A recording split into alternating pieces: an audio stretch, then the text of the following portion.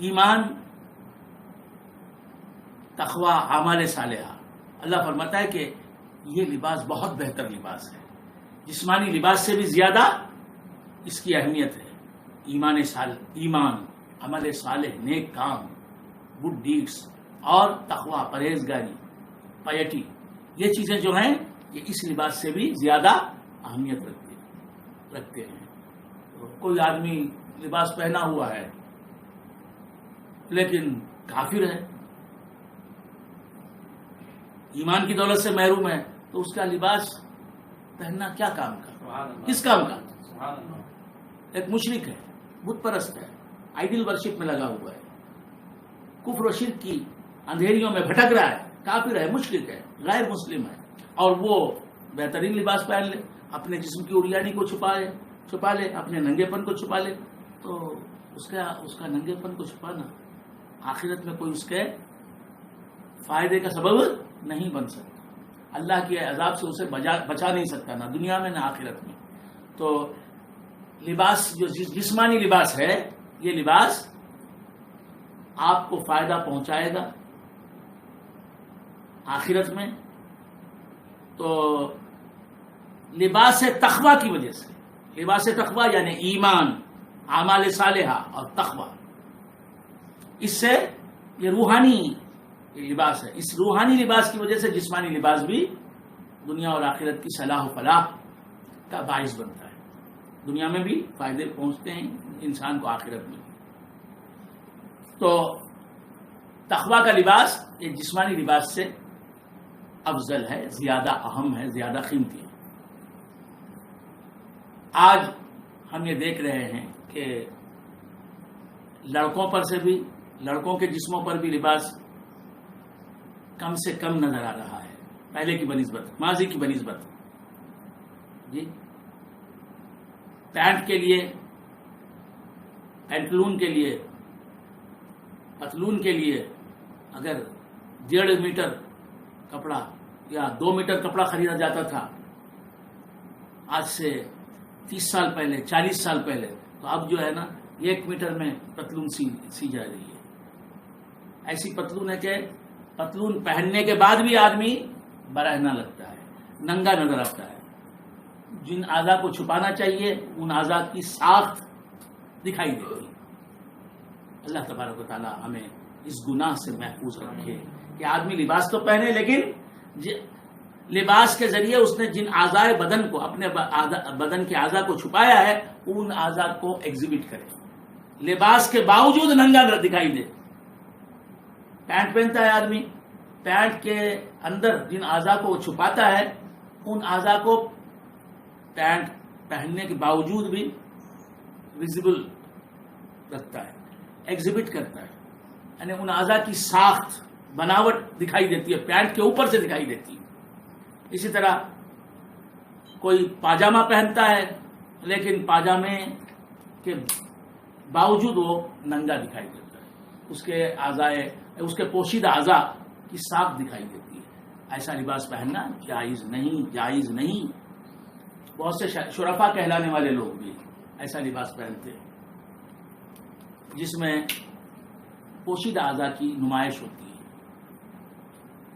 مردوں میں بھی یہ باتیں ہیں، عورتیں بھی ایسا لباس پہنتی ہیں جس میں بہت سے پوشیدہ اعضاء، جن اعضاء کو چھپانا چاہیے عورت کو، ان اعضاء کی وہ نمائش کرتی ہے، عورت ایگزیبٹ کرتی ہے ان اعضاء کو. لباس کے باوجود عورت جو ہے ننگی رہتی ہے یا لباس ہی کم پہنتی ہے، جس کی وجہ سے اس کے وہ اعضاء، اس کے وہ پارٹس آف دی باڈی جن کو چھپانا چاہیے وہ چھپتے نہیں.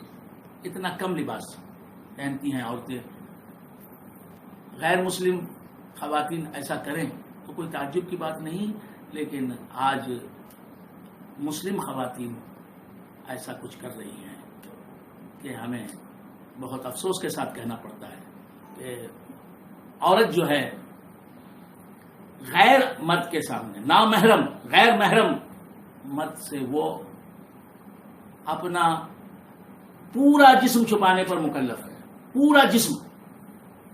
عورت نامحرموں سے جن سے وہ پردہ کرتی ہے، جن سے پردہ کرنا اس پر واجب ہے، ان سے پورا جسم اسے چھپانا چاہیے.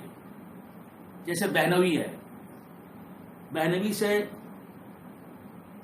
مسلمان عورت کو چاہیے کہ پردہ کرے جس طرح اجنبی سے پردہ کرتی ہے، اسٹرینجر سے پردہ کرتی ہے، اس طرح بہنوی سے پردہ کرنا چاہیے. آج عورتیں کہاں بہنویوں سے پردہ کرتی ہیں؟ تنہائی میں بہنویوں کے ساتھ ہوتی ہیں، بہنویوں سے پردہ نہیں کرتی. اسی طرح جیٹوں سے پردہ کرنا چاہیے، دیوروں سے پردہ کرنا چاہیے، اپنے کزنس سے پردہ کرنا چاہیے، خالہ زادوں سے، چچا زادوں سے، ممیرے بھائیوں سے. لیکن عورتیں کہاں کرتی ہیں؟ اور ان کے سامنے آتی ہیں، بے پردہ آتی ہیں.